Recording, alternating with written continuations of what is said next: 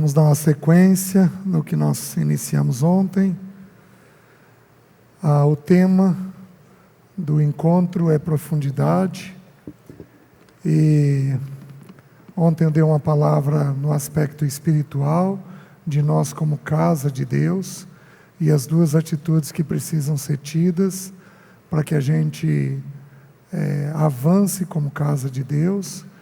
E hoje eu vou entrar nas questões do nosso funcionamento, do que é o grande impedimento, de acordo com as Escrituras, do nosso avanço pessoal. Vamos fazer uma coisinha diferente que nós não fizemos hoje. De 2 em 2, 3 em 3, bem rapidamente, faz uma oração aí, especificamente pela palavra. 2 em 2, 3 em 3, levanta a voz em oração aí. E aí eu também vou ter uma palavra de oração. Aqueles que estão na internet também podem fazer isso. Ó Espírito de Deus, concede-nos graça agora, Senhor. Concede-nos graça para ouvirmos a Tua voz, para sabermos o que fazer, como fazer. Precisamos da Tua clareza e da Tua revelação. Vem sobre cada um de nós, em especial sobre aqueles irmãos que têm medo, de alguma forma, que sofrem com a questão do medo, da irritação. Em nome de Jesus, vem sobre esses irmãos, para que o Teu bom nome seja glorificado, Senhor. Senhor, eu coloco as nossas vidas na Tua presença, e eu coloco a nossa mente e os nossos afetos. E eu peço que o Senhor venha com uma santa visitação sobre nós. Precisamos ser santificados pelo Teu Espírito, nas reações emocionais que nós temos. Por isso nós dependemos de uma visitação do Teu Espírito. Liberta o Teu povo nessa manhã, para que o Teu nome seja glorificado. Liberta o Teu povo. Vem sobre nós. Fala com cada mente, com cada coração, dentro da realidade que cada um aqui tem vivido. Faz isso, nós pedimos, em nome de Jesus. Amém. Meus queridos, eu preciso criar um pano de fundo para entrar nas emoções. Então eu preciso explicar um pouquinho como que é o nosso funcionamento. Eu já disse numa vez ou outra, com certeza, é isso que eu vou dizer, já disse aqui, mas, como disse Paulo, a mim não me desgosta, e é salvação para vós outros que eu vos diga as mesmas coisas. Por que a gente tem que repetir? Porque uma das leis do aprendizado é a repetição. Com criança pequena, o que a gente faz? Repete. Até que ela assimile. Não é diferente com a pequenez da nossa alma, da nossa fé. Nós somos também crianças, que precisam ouvir muitas vezes até aquilo entrar dentro de nós, né? Para falar da emoção, eu preciso falar da alma nossa, de como é a alma.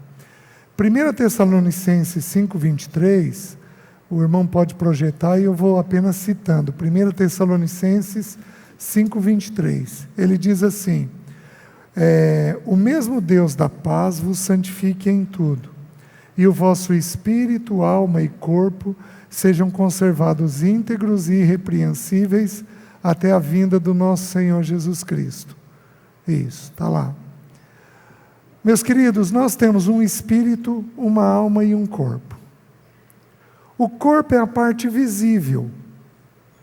Então é pelo corpo que a gente interage com esta vida. O espírito, ele é uma parte imaterial, mas ele é a parte eterna nossa.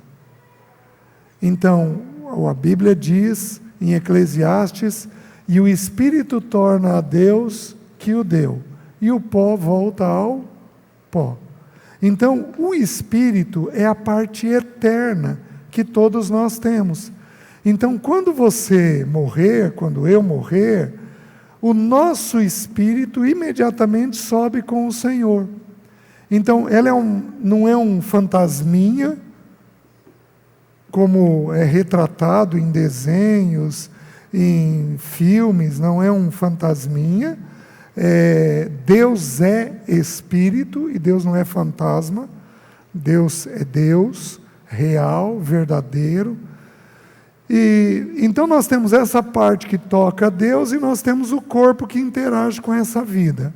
E a alma, ela intermedia os dois. Então a alma também ela é imaterial, mas a alma, no grego, ela significa respiração, ou ela significa o lugar dos sentimentos, dos desejos e da emoção. Então, alguém aqui desejou comer uma picanha hoje? Quem fez isso não foi o corpo. Quem fez isso foi a alma. Porque o desejo está na alma, né? Então, algumas pessoas aqui acordaram tristes. Isso é a alma. Algumas acordaram alegres. Isso é a alma. Algumas acordaram irritadas. Isso é a alma. Então, a alma da gente, ela tem essas reações de pensamento e de emoção dentro dela. Alguns estudos dizem, particularmente eu acredito assim, que quando a gente morre, sobe para o Senhor o espírito, mas sobe também a alma. Então, eu, por exemplo, sou quieto. Eu falo no púlpito, mas eu sou por natureza quieto. Se você me pegar na saída da reunião, eu estou no meu canto quieto, eu converso com os irmãos, falo com eles, mas minha natureza é mais de observar e não é tanto de falar. Quando eu for subir para o Senhor, pela morte ou pelo arrebatamento, vai o meu espírito, mas também vai a minha alma, vai o meu jeitinho. Vocês estão entendendo? Deus é um pai de muitos filhos, e de cada um com uma característica, cada um com um jeito, com uma forma. Então a gente fecha o olho aqui e abre na eternidade com o nosso jeito, porém sem pecado. Olha que coisa linda, maravilhosa. Então, a alma, ela vai intermediar o espírito e o corpo. O espírito é a parte que toca a Deus. Então, se você sair daqui com uma compreensão hoje, nossa, compreendi tal texto bíblico, o Espírito comunicou isso ao teu espírito, o Espírito Santo comunicou isso ao teu espírito, e o Espírito seu comunicou para a sua mente, para a sua alma. E a sua alma vai então levar o seu corpo a tomar decisões diante desse novo entendimento que você teve. Está fazendo sentido para os irmãos?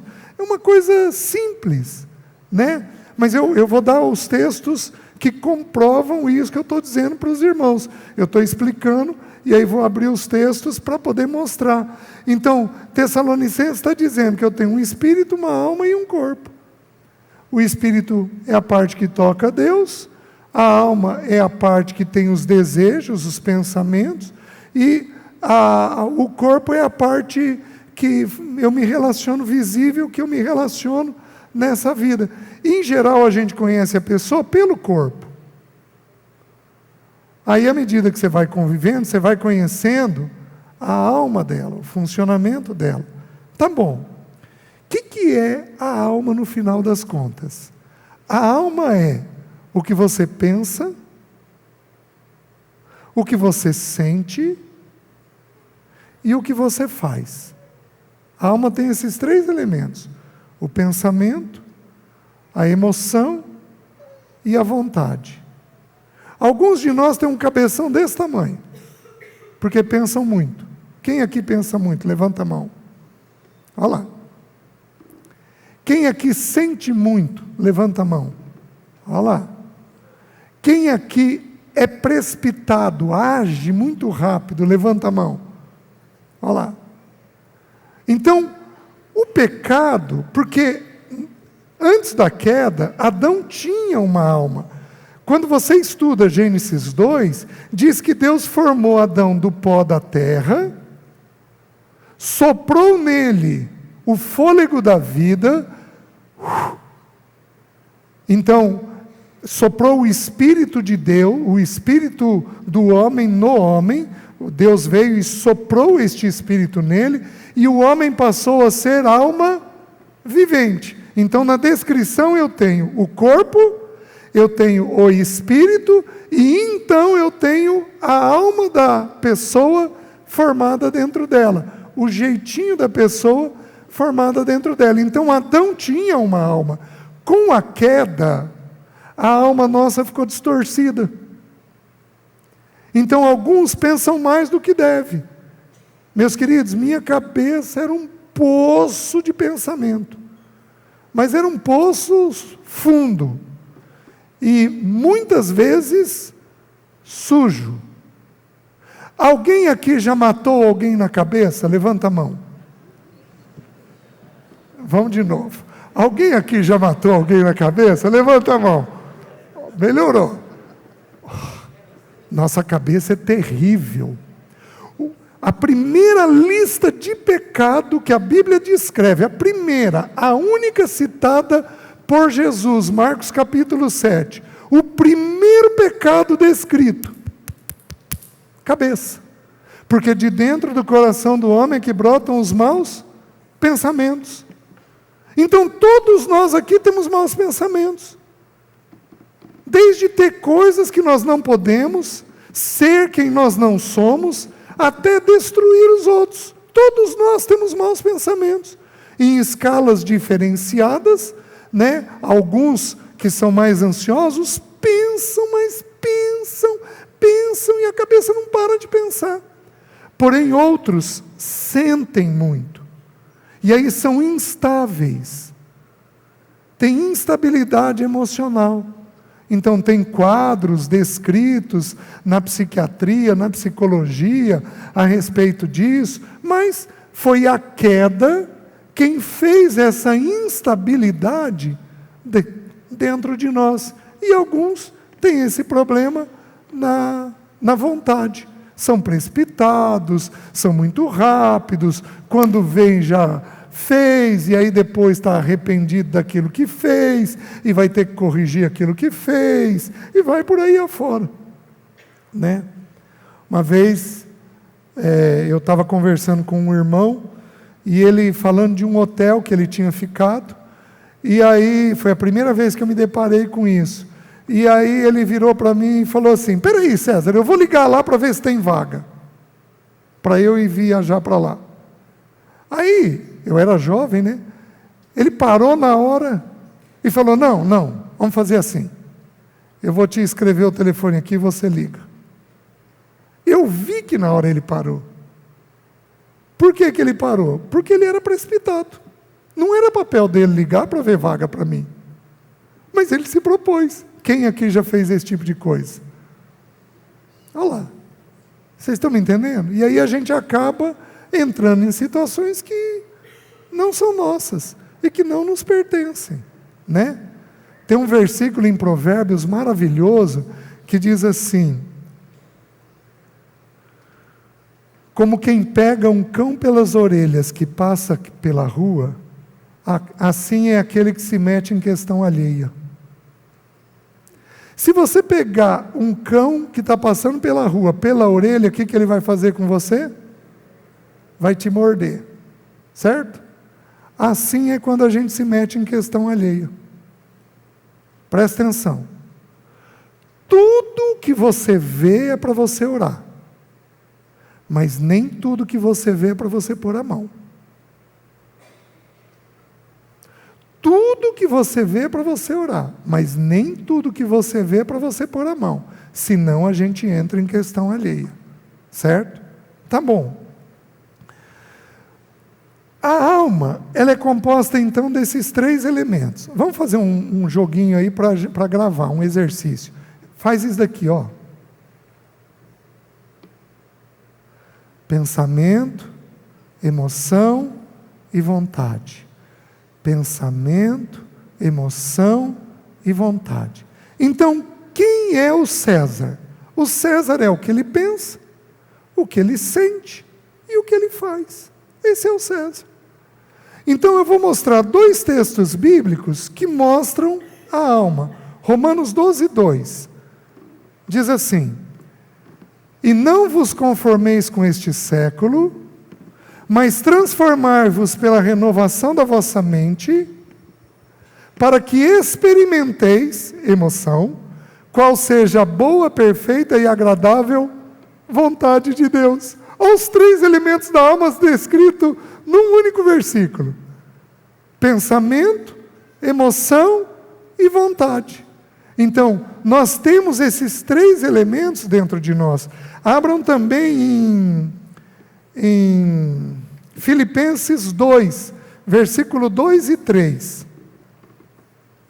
Deixa eu abrir aqui que esse não está decorado ainda.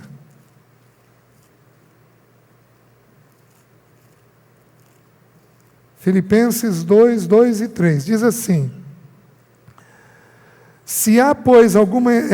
versículo 2. Completai a minha alegria, de modo que penseis a mesma coisa, pensamento, tenhais o mesmo amor, sejais unidos de alma, tendo o mesmo sentimento, emoção, nada façais por partidarismo ou vanglória, senão por humildade, considerando cada um os outros superiores a si mesmo.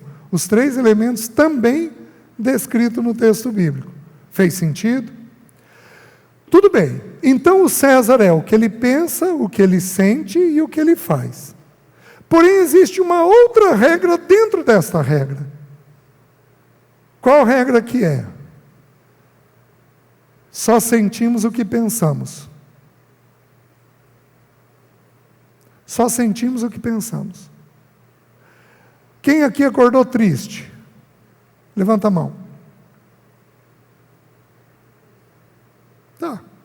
Vai que prudente. A água é diferente, né? Quem aqui acordou irritado? Tá bom, 3, 4. Quem aqui acordou ansioso? Um pouquinho mais. Quem aqui acordou frustrado?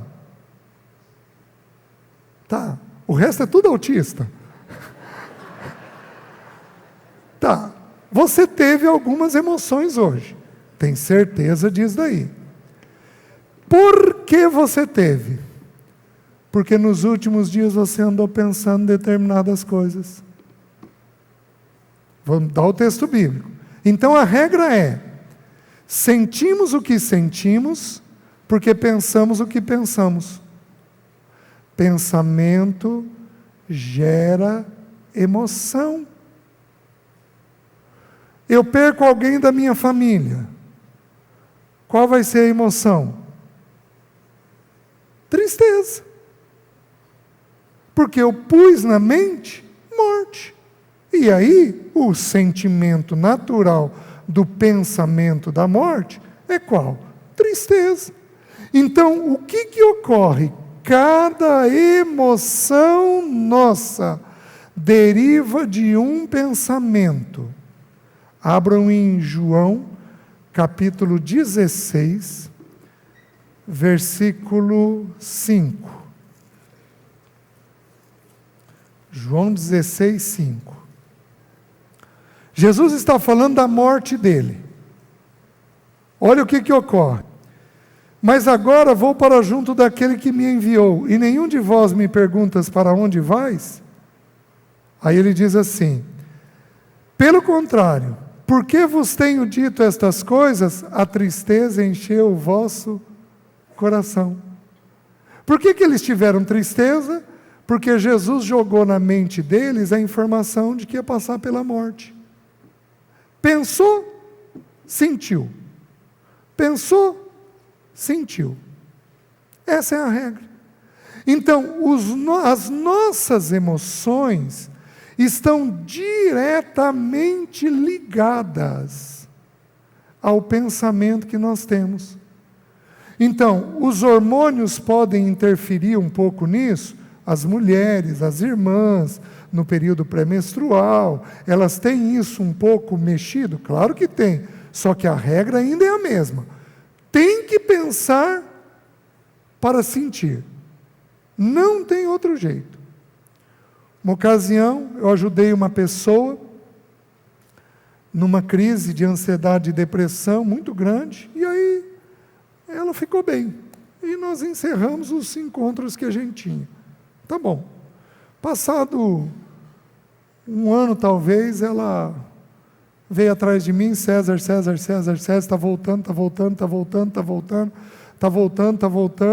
Querida, não pode estar voltando. Está voltando, a crise está voltando do mesmo jeito. Estou sentindo as mesmas coisas, querida, não está voltando. O que você andou pondo na tua cabeça? Não pus nada, a crise está voltando, ela assustada, que a crise estava voltando. Vai para casa, fala com o seu marido, passa um pente fino no que você andou jogando dentro da tua cabeça. No outro dia ela veio rindo. Então, César, descobri. Tinha tido aquele terremoto no Haiti. E essa pessoa em particular sofre muito com criança, com dores de criança. E ela foi ver a quantia de crianças que tinha morrido no Haiti. Aí, um jornal atrás do outro. Um jornal atrás do outro. Um jornal atrás do outro. Ué, pôs terremoto, pôs tragédia, pôs morte na cabeça, vai bagunçar? É óbvio que vai. Vocês estão me entendendo? Então é uma regra simples de funcionamento que todos nós temos. E geralmente a gente procura ajuda não quando a cabeça está cheia. A gente procura ajuda quando a emoção está mal. Estou certo? Quando, na verdade, o grande elemento que a gente deveria cuidar é a mente. Porque a emoção, ela é uma consequência natural daquilo que estamos pensando. Meus queridos, não dá para viver sem emoção. Mesmo um autista grave tem emoção. Só que qual é a emoção que ele vai ter? Da irritação. Só que é uma emoção, porque o autista, ele é dependente da rotina. Simples assim. Ele tem que ter rotina. Ele não teve rotina, ele reage com irritação. Um psicopata, os estudos tendem a dizer, um psicopata grave, que ele não vai ter emoção alguma. Talvez sim, talvez não sei dar a resposta para você. Mas o fato é que existe dentro de todos nós emoções, e essas emoções, elas nos escravizam. Como eu citei ontem para vocês, no texto de 2 aos Coríntios, capítulo 6, ele vai dizer, estais limitados nos vossos próprios afetos. Meus queridos, se o afeto nosso não for santificado, nós não temos condições de avançar na carreira cristã. Você tem um medo. Esse medo não é vencido. Como é que você resolve isso? Como é que você vai avançar? O medo vai te dominar. Você é irritado. Como é que você vai desenvolver paciência? Paciência é a primeira característica do amor. Como é que você vai avançar em amor se você não dá conta de vencer a emoção da irritação? Os irmãos estão entendendo? Então as emoções, elas são o grande impedimento no funcionamento da nossa alma, do nosso avanço. Então ela precisa ser trabalhada. Agora, eu preciso trabalhar uma palavrinha com vocês, que eu já trabalhei aqui uma outra ocasião, mas é importante repetir. A palavra vida, ela tem 3 originais na Bíblia. Para nós é tudo traduzido por vida. Mas no grego são 3 palavras diferentes. Zoe, que significa vida de Deus, psique, que significa vida da alma, e bios, que significa vida natural. Para nós, tudo é traduzido por vida. Então fica um jogo de palavras difícil da gente entender. Abram, por favor, em João capítulo 10, versículo 10 e 11. Diz assim: o ladrão vem somente para roubar, matar e destruir. Eu, porém, vim para que tenham vida e a tenham em abundância. No original, essa palavra vida é zoe, vida de Deus. Eu, porém, vim para que tenham a vida de Deus em abundância. Tudo bem. Olha o versículo seguinte, Jesus falando: eu sou o bom pastor. O bom pastor dá a sua vida pelas suas ovelhas. Meus queridos, se você lê em sequência, sem olhar o original, você pensa o quê? Bom, Jesus veio para me dar a vida e agora ele está falando que ele vai entregar a vida dele por mim. Só que a palavra usada aqui é psique. Então o que o texto bíblico está falando? O texto bíblico está falando o seguinte: eu vim para que o meu jeito de pensar, para que o meu jeito de sentir e para que a minha vontade morram. Psique tem que morrer. Para que a gente pense segundo Deus, sinta segundo Deus e haja segundo Deus. Os irmãos estão entendendo? Então, todos nós precisamos trazer esse entendimento do Senhor Jesus, que a nossa psique precisa morrer. Os mais antigos aqui costumam dizer que não, meu pai fez assim comigo, eu vou educar meus filhos do mesmo jeito. Como se não tivesse coisa para ser mudada.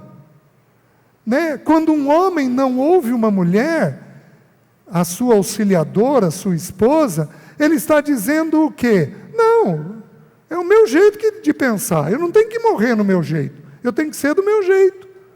Ele deveria ouvir, orar e perguntar para Deus se o jeito que ela pensa é segundo Deus. Porque se é segundo Deus, ele precisa fazer o que ela está pedindo. Não exatamente porque ela governa, mas porque ele precisa de uma auxiliadora que mostre como Deus pensa. Então, o nosso pensamento, os nossos sentimentos e a nossa vontade precisam encontrar o caminho da cruz. Porque Jesus morreu na sua psique. Então, tudo que ele pensava, vocês lembram do Getsêmani? Pai, passa de mim este cálice. Aquilo era o Senhor na humanidade dele pensando. Só que o que ele fala imediatamente? Contudo, não seja feito segundo a minha vontade, e sim segundo a sua vontade. Então ele pega o pensamento e imediatamente submete este pensamento à vontade de Deus, ao jeito de Deus, à maneira de Deus. Então, meus queridos, não tem umbigo no nosso Senhor Jesus. O nosso Senhor Jesus era completamente voltado à vontade do Pai. Já pensou a nossa alma tratada desse jeito? Não tem egoísmo na casa. Não tem vontade pessoal sendo feita. Tem o quê? Tem a gente atendendo à vontade de Deus derramada na mente do homem, da mulher e às vezes até dos filhos. Os irmãos estão entendendo? Certo. Mas esse versículo aqui, ele tem um outro que é maravilhoso. Abram em 2 Coríntios, capítulo 4. Olha o que o texto bíblico diz. 2 Coríntios, capítulo 4. Vamos começar com o versículo 7. Temos, porém, este tesouro em vasos de barro, para que a excelência do poder seja de Deus e não de nós.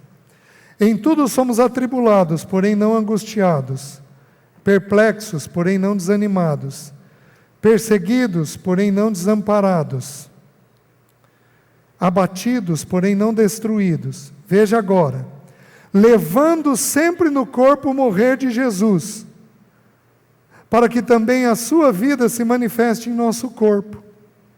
Então, levando sempre no nosso corpo o morrer de Jesus. Qual foi o morrer de Jesus? Para a alma.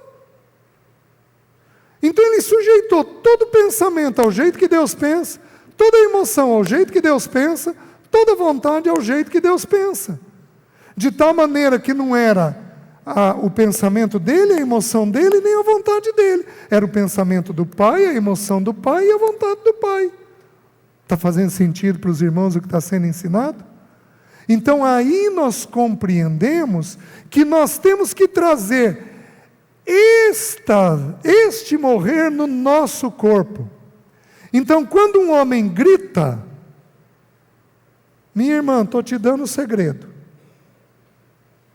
muito calmamente, mas assim, donzela, você vai virar e vai dizer depois que ele gritou. Então, querido, isso não foi encontrado na vida do Senhor. Porque Jesus gritou. Quem aqui grita? Levanta a mão. Levanta alto a mão. Senão à noite eu vou perguntar para os filhos. Não, é brincadeira, não é ameaça, não. Gente, é pecado. Porque o texto bíblico, Isaías 40, diz que ele nunca gritou. A voz dele era suave, era dócil. Vocês estão me entendendo? Então nós temos que entender que o Espírito deseja encontrar em nós este caminho de morte. Então eu estou pensando segundo Deus, eu estou sentindo segundo Deus, eu estou agindo segundo Deus. Fez sentido para os irmãos o que está sendo ensinado até aqui? Pois muito bem. Vamos para as emoções que a gente tem.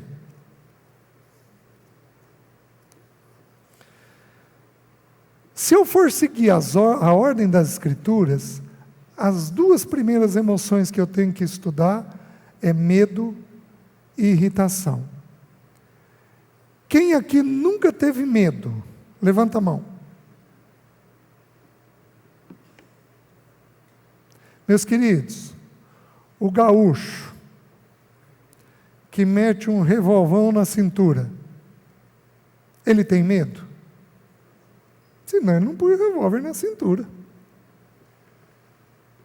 Vocês estão entendendo? Medo é uma coisa que toca todos nós. Todos nós vamos ter medo de alguma coisa. Quem aqui é mais sensível? Levanta a mão. Os que são mais sensíveis terão um pouco mais de medo. E queridos, você nasceu assim. Tem criança que nasce mais para fora, mais arteira, mais espontânea. Tem criança que é um pouco mais retraída. A gente nasce assim. A mesma coisa a sensibilidade. Tem meninos e meninas que simplesmente nascem mais sensíveis. Então, tem menino de 5 anos de idade que bate o olho na mãe e sabe entender que ela está triste. Vai ser um sofredor, essa criança. Por quê? Porque percebe a vida desde muito cedo. Vocês estão me entendendo? Eu fui assim. Eu me lembro de ajudar um amigo, eu tinha 6 anos de idade. Ele caiu numa manilha, machucou, eu não me lembro exatamente que foi na perna, alguma coisa, ele machucou, e eu fui socorrê-lo com 6 anos de idade. Eu tenho uma irmã esquizofrênica, 9 anos mais velha que eu. Eu com 8 anos de idade cuidava dela nas crises. Por que eu fazia isso? Por sensibilidade. Então, pessoas mais sensíveis são pessoas que têm uma percepção maior do meio ambiente, do meio. E aí, eles vão sofrer um pouco mais, por quê? Porque eles percebem muita coisa na mente deles. Está fazendo sentido? E aí, as duas primeiras emoções descritas é o medo e a irritação. A neurociência hoje se debruça, o cérebro é a última fronteira da medicina. O ser humano, a ciência descobriu muita coisa sobre o funcionamento do corpo, mas o cérebro se tornou a última fronteira. E agora, com os exames de imagem, com cor, com o chamado PET scan, onde você vê o funcionamento do corpo, então você projeta, põe o sujeito no tubo lá, projeta uma foto e vê a maneira pela qual o cérebro está funcionando. Então, com essa tecnologia, passou-se agora a estudar muito mais o cérebro. Neste momento, eles estão em qual ponto? Eles estão estudando a química envolvida no medo e na irritação, porque na ansiedade eles já têm. Então, eles estão tentando entender agora quais são as químicas envolvidas nessas duas emoções. Só que, meus queridos, a Bíblia é uma coisa maravilhosa. A primeira emoção que a Bíblia descreve é o que a ciência está fazendo hoje. A segunda emoção que a Bíblia descreve é o que a ciência está fazendo hoje. Então, a Bíblia não é um manual científico, mas a Bíblia é um manual do nosso funcionamento. Ela põe ali o que nós necessitamos saber para o nosso funcionamento, né? Eu não vi que horas eu comecei, até que horas eu tenho? 11? 10h40? 15 para as 11. Então. Tá. Então.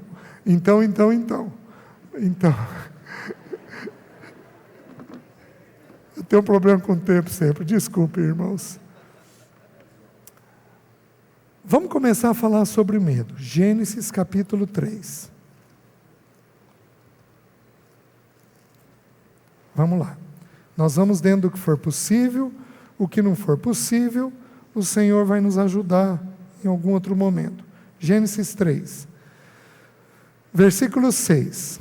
Vendo a mulher que a árvore era boa para se comer, agradável aos olhos, e árvore desejável para dar entendimento, tomou-lhe do fruto e comeu, e deu também ao marido, e ele comeu. Abriram-se então os olhos de ambos, e percebendo que estavam nus, coseram folhas de figueira e fizeram cintas para si. Quando ouviram a voz do Senhor Deus, que andava no jardim pela viração do dia, esconderam-se da presença do Senhor Deus, o homem e a sua mulher, por entre as árvores do jardim. E chamou o Senhor Deus ao homem e lhe perguntou: onde estás? Ele respondeu: ouvi a tua voz no jardim, e porque estava nu, tive medo e me escondi. Primeira emoção que o ser humano tem: medo. Tá? Eu tinha 11 anos de idade, eu fui uma criança mais sensível. Eu tinha 11 anos de idade, eu estava assistindo o Fantástico. Fantástico é perito para fazer isso nas nossas vidas. Eu estava assistindo o Fantástico. Aí apareceu a reportagem de um ator ou cantor, Sérgio Cardoso, que tinha sido enterrado vivo. Quem lembra disso? Lembra? Ele era cantor ou ator? Certo.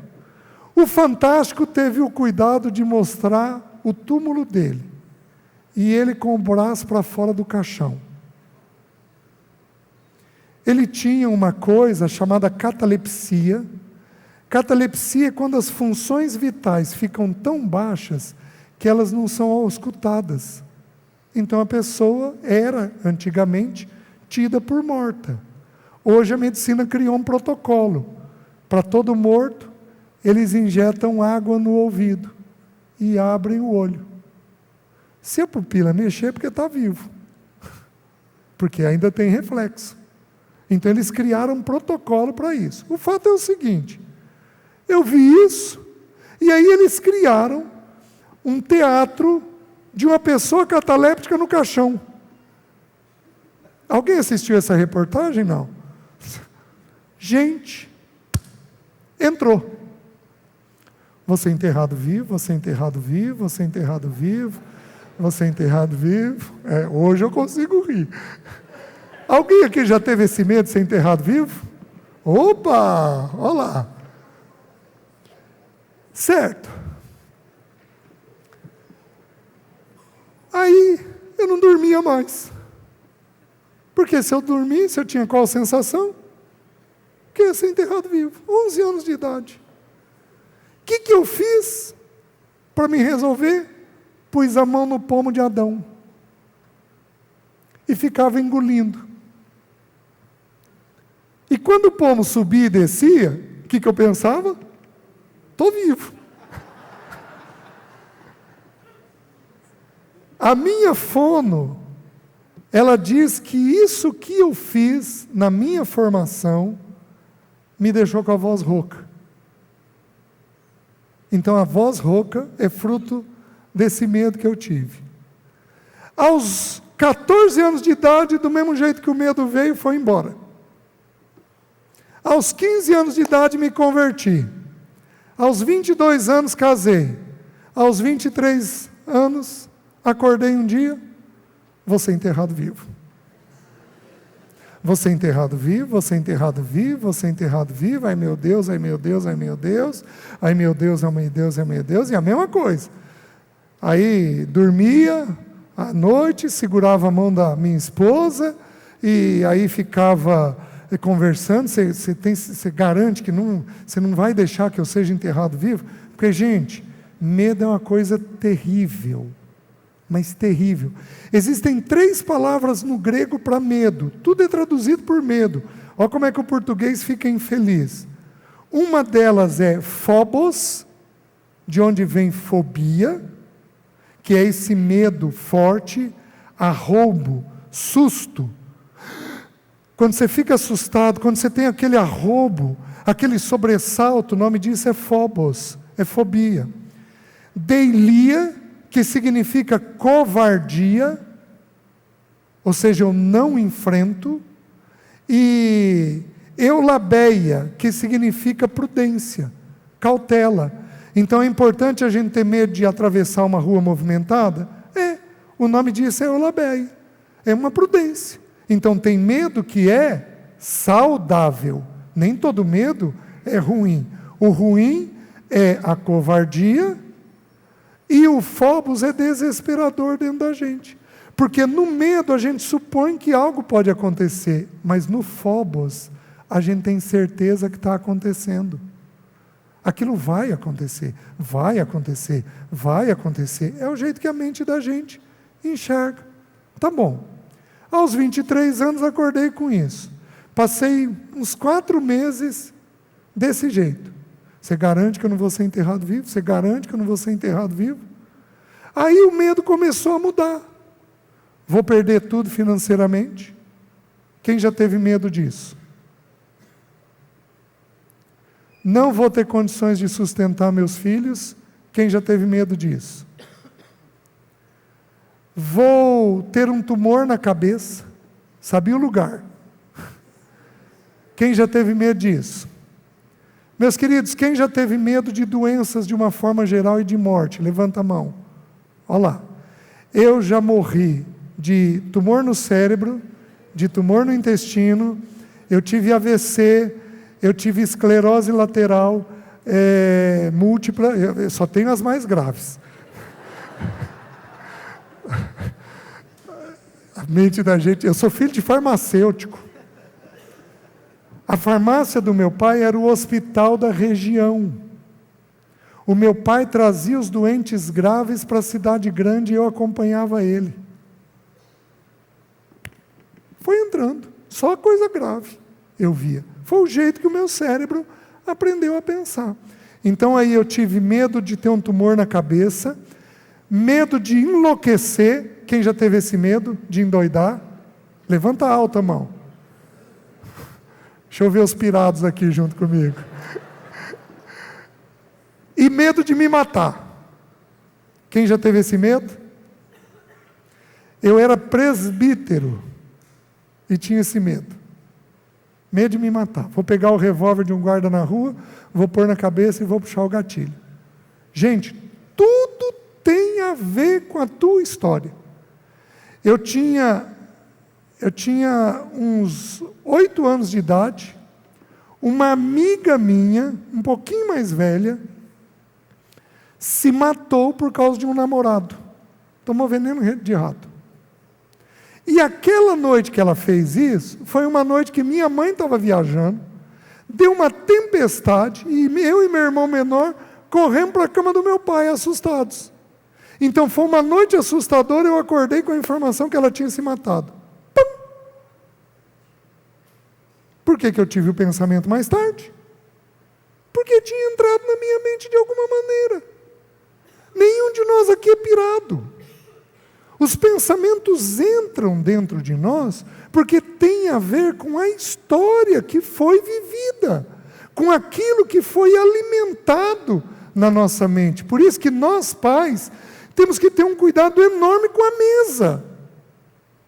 Não dá para contar tudo, especialmente em período de formação. Não dá para falar tudo. Entra na mente, escraviza a mente. Os irmãos estão conseguindo entender? Só que eu estou partindo do entendimento muito simples. Eu estou dizendo que toda emoção deriva de um pensamento. Eu penso e aí eu sinto. Certo? Tá. Qual é o pensamento de Adão? Se o que eu estou falando é a verdade, qual é o pensamento que Adão teve quando o medo entrou? Meus queridos, simples. Adão pecou. E quando ele pecou, a genealogia de Lucas, ela faz uma genealogia inversa. Ela vai de José até Adão. E diz que Adão era filho de Deus. Então, Adão, ele tinha um pai, o Pai Celeste. Quando ele peca, ele perde a comunhão com o Pai Celeste. Então, o que eu vou dizer para você? Todo medo deriva do pensamento de solidão. Você só tem medo quando você se vê naquela situação sozinho. Você se viu sozinho, o medo entra dentro de você. Você tem companhia, acaba. Você está me entendendo? Então, a regra é muito simples.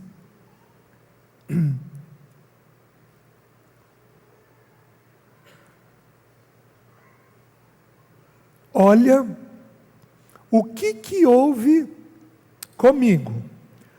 Então eu nessa crise, com esse medo de ser enterrado vivo, porque ficava indo e vindo, e eu tenho um jeito simples de fazer meu devocional. Eu leio a Bíblia, de capa a capa. De capa a capa. E aí o que eu tenho que estudar, eu separo um outro momento para estudar. Então, meu tempo devocional é a leitura do que o meu papai escreveu. O papai escreveu isso daqui, e eu vou para o colo dele todo dia de manhã para ler as escrituras. E aí, nesta crise, eu estava na minha sequência, eu tinha acabado de ler Jeremias e comecei Lamentações de Jeremias. E Lamentações é um livro interessante, porque Jeremias escreve no alto de um monte quando o povo está sendo levado cativo. Só que Jeremias, ele profetizou 30 anos o cativeiro. Você imagina se o Evandro pregasse a mesma mensagem em 30 anos? O que o povo fez? Cansou dele. E um dia, colocou ele num poço de água. Que estava seco, mas colocou ele num poço de água. E deixou ele lá naquele poço de água. Então ele tem um versículo em Lamentações que diz assim: da mais profunda cova me lembrei do meu Senhor. E aí o Espírito Santo gritou o versículo. Esse é um jeito que o Espírito fala com os seus filhos. O versículo gritou. Quando grita, quando o versículo salta, é porque o Espírito vai te comunicar alguma coisa. Aí o versículo saltou, e eu parei e o Espírito Santo me perguntou coisas bem simples. Falou assim: César, eu sou teu Deus nessa terra, e meus queridos, eu tenho muita confiança na paternidade de Deus. Eu falei: Senhor, o Senhor é o meu Deus. César, eu cuido, protejo e amparo você nesta terra. Senhor, o Senhor faz tudo isso por mim. Aí ele fez uma pergunta com uma afirmação: qual é a diferença para mim 1,5 metro abaixo da terra? E aí ele me pôs uma cena na mente, porque eu me via enterrado vivo. Ele me pôs uma cena na mente. Qual era a cena?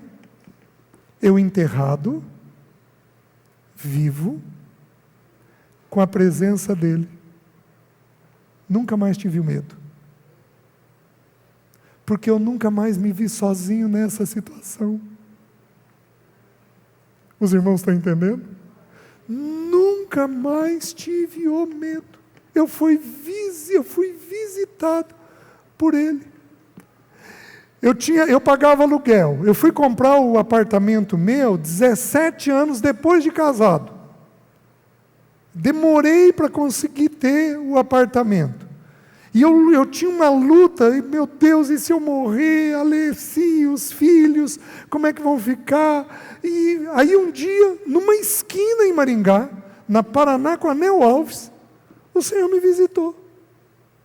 E eu naquela luta, orando a Ele, Ele falou assim: César, eu sou teu pai? Senhor, o Senhor é meu pai. Então, enquanto eu quiser que você pague aluguel, eu vou te dar o dinheiro para o aluguel. O dia que eu quiser que você compre, eu vou te dar o dinheiro para comprar. Pus ele na situação, nunca mais tive medo. Quando você põe Deus na situação, o medo dissipa. Você está me entendendo? Então, o que gera a emoção do medo é o pensamento da solidão. Vocês estão me entendendo? Vamos dar uma olhadinha nas Escrituras. Abram em Números 13.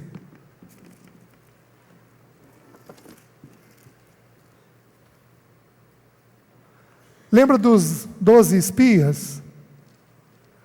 Que Moisés mandou os 12 espias para olhar a terra de Canaã. 10 eles voltaram, 2 deles tinham fé de que iam vencer os inimigos, e 10 deles ficaram assustados. Meus queridos, o arraial de Israel era composto de 600.000 homens acima de 20 anos de idade. Judeu tem muito filho. Então vamos pegar esses 600.000 e vamos multiplicar por 4, que é uma conta simples. Nós estamos falando de 2.400.000 pessoas caminhando no deserto. Quantas pessoas tem Prudente? 200 e tanto. Nós estamos falando de 10 presidentes Prudente caminhando num deserto, certo? Os espias foram enviados, eles voltaram. Esses 12 espias tinham visto as 10 pragas, tinham visto o Nilo se transformar em sangue, tinham visto as rãs, tinham visto os piolhos, tinham visto as chuvas de pedras, tinha visto a morte dos primogênitos, tinha visto essas 10 pragas, certo? Cada praga um ídolo que o Egito tinha. Deus mostrando que não é para ter ídolos. Eles viram o Mar Vermelho ser aberto. Queridos, a menor distância do Mar Vermelho é 38 quilômetros. Eles não viram um canalzinho ser aberto. Foram 38 quilômetros de mar aberto. Eles viram os corpos e as carruagens dos egípcios, depois, quando o mar fechou sobre os egípcios. Eles viram todos estes sinais. Quando eles estão aqui, esses sinais tinham acontecido há 2 anos. Estava fresco na mente deles. Eles tinham clareza do poder de Deus. Olha o que aconteceu. Versículo 25. Ao cabo de 40 dias voltaram de espiar a terra. Caminharam e vieram a Moisés e a Arão e a toda a congregação dos filhos de Israel no deserto de Parã, a Cádiz. Deram-lhes conta a eles e a toda a congregação e mostraram-lhes o fruto da terra. Relataram a Moisés e disseram: fomos à terra a qual nos enviaste, e verdadeiramente mana leite e mel. Este é o fruto dela. O povo, porém, que habita nessa terra é poderoso, e as cidades muito grandes e fortificadas. Também vimos ali os filhos de Anak. Os amalequitas habitam na terra do Neguebe.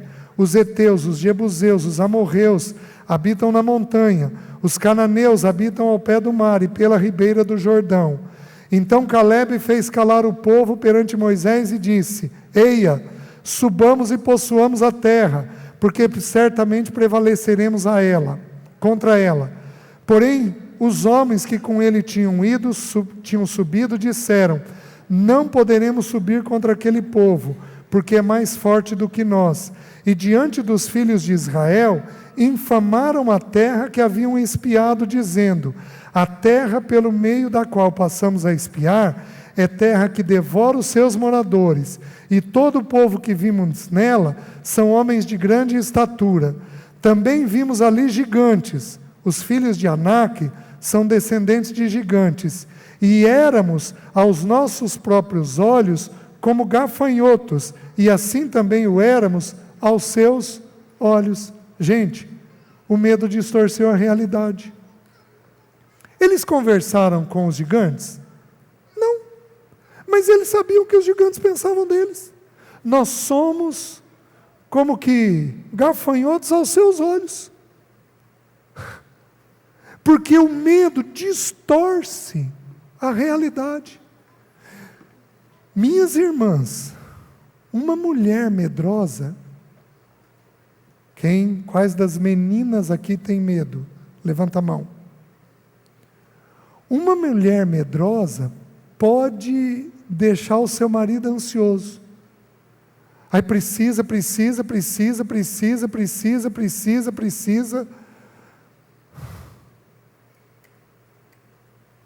Alguns homens estão dizendo amém.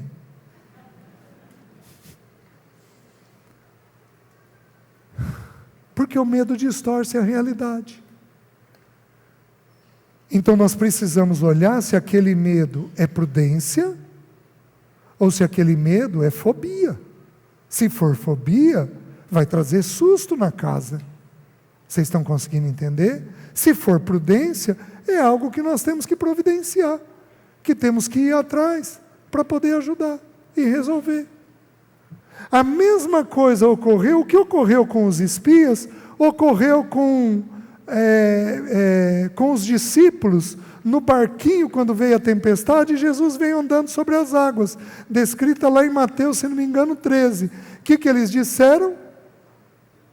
É um fantasma. Vocês estão me entendendo? É um fantasma. E meus queridos, como é que se resolve isso? Se resolve de um único jeito. Se resolve colocando Cristo na situação. Eu vou pedir que vocês tenham uns 5 minutinhos de tolerância, tá? Para eu não atrapalhar a rotina me desculpem, eu me descuidei do horário para não atrapalhar a rotina. Deixe-me mostrar quando Abraão teve medo. Abram em Gênesis 15.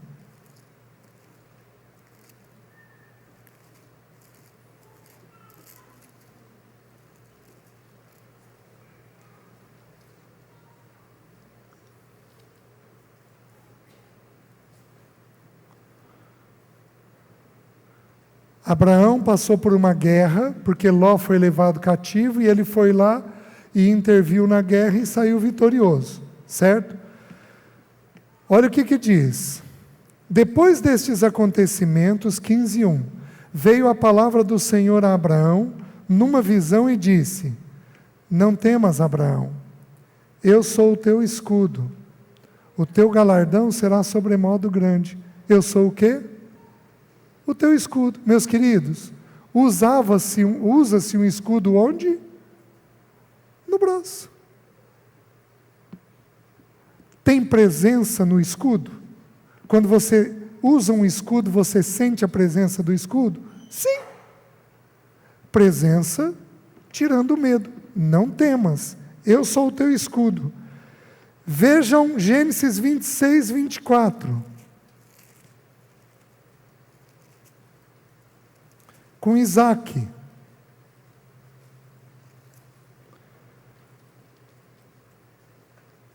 Na mesma noite lhe apareceu o Senhor e disse: eu sou o Deus de Abraão teu pai, não temas, porque eu sou. Qual é o único jeito de não temer? Ter a paternidade de Deus. O único jeito de não temer é ter a paternidade de Deus. Um dos arrependimentos que eu tenho na formação dos meus filhos, que eu faria um pouco diferente, é que eu fui muito firme, vou mudar a expressão, eu fui exagerado, ou eu fui severo na questão do medo. Enfrenta. E queridos, eu podia ter dito tudo isso segurando a mãozinha deles. Vem cá, querido, vamos enfrentar. Vocês estão me entendendo? Queridos, pensa comigo. Uma criança acorda com um pesadelo. O que ela faz? Corre para a cama dos pais. Ela deita no meio dos pais. Dorme feito um bebê recém-nascido. Por quê? Porque tem presença. E aí eu vou dizer uma coisa. A presença do Pai tira mais o medo do que a presença da mãe.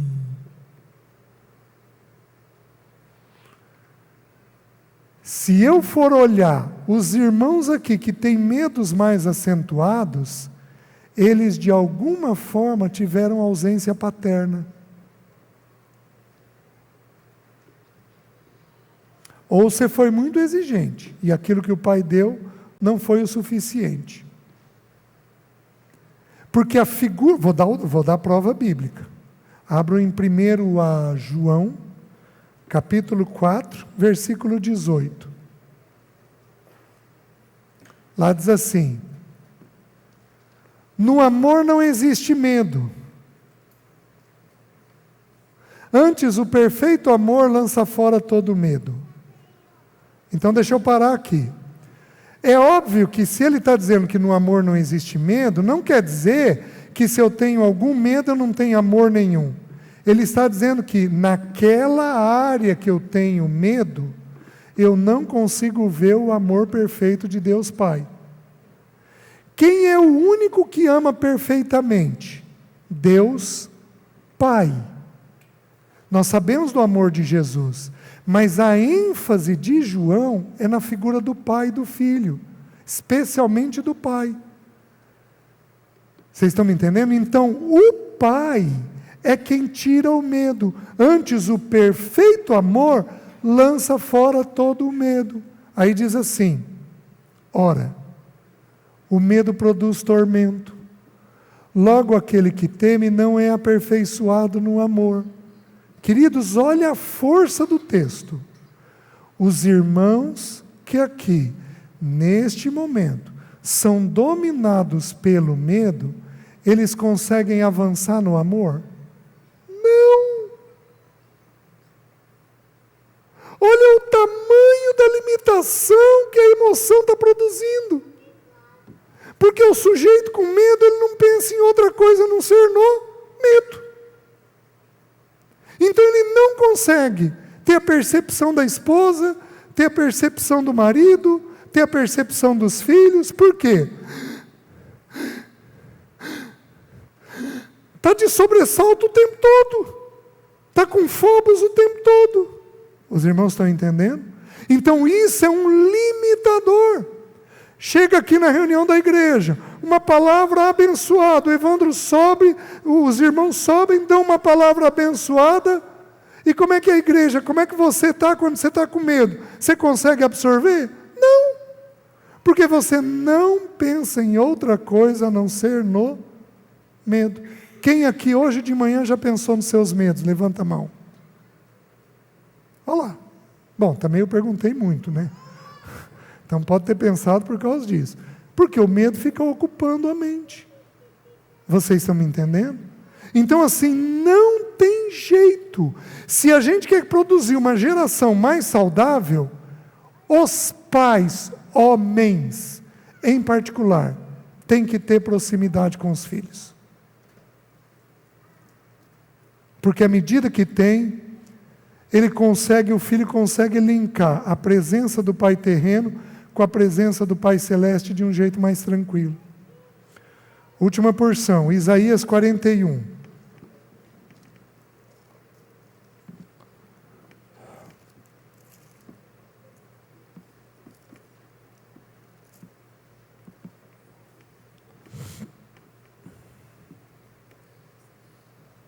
Versículo 8. Mas tu, ó Israel, servo meu, tu, Jacó, a quem elegi, descendente de Abraão, meu amigo, tu, a quem tomei das extremidades da terra, e chamei dos seus cantos mais remotos, e a quem disse, tu és o meu servo, eu te escolhi e não te rejeitei. Olha bem, não temas, porque eu sou contigo. Não te assombra, porque eu sou o teu Deus. Eu te fortaleço, e te ajudo, e te sustento com a minha destra fiel. Eis que envergonhados e confundidos serão todos os que estão indignados contra ti, serão reduzidos a nada, e os que contendem contigo perecerão.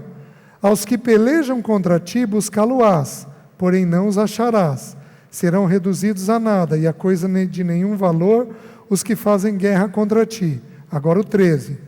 Porque eu, Senhor teu Deus, te tomo pela tua mão direita e te digo, não temas, que eu te ajudo. Eu sou contigo. Meus queridos, a casa de Deus, os irmãos, foram tomados por um pânico meio coletivo na questão da política. E aí muitos irmãos, estou saindo do país, estou saindo do país, estou saindo do país, estou saindo do país. Prestem atenção. Quem põe o rei e quem tira o rei? Deus. O teu patrimônio é de quem? Ou você está iludido que é teu? Você é mero mordomo daquilo que Ele te deu. Ponha o Senhor na situação. É um privilégio sermos perseguidos, porque o nosso Senhor Jesus foi perseguido. E nós crescemos na perseguição. Não temas, eis que estou contigo. Amém? Junta aí de 2 em 2 de novo, vamos ter uma palavra de oração. Vamos nos colocar de pé. Se você, porventura, tem medo, vira para a pessoa que está do teu lado e diz assim: me perdoa, o Senhor vai me ajudar.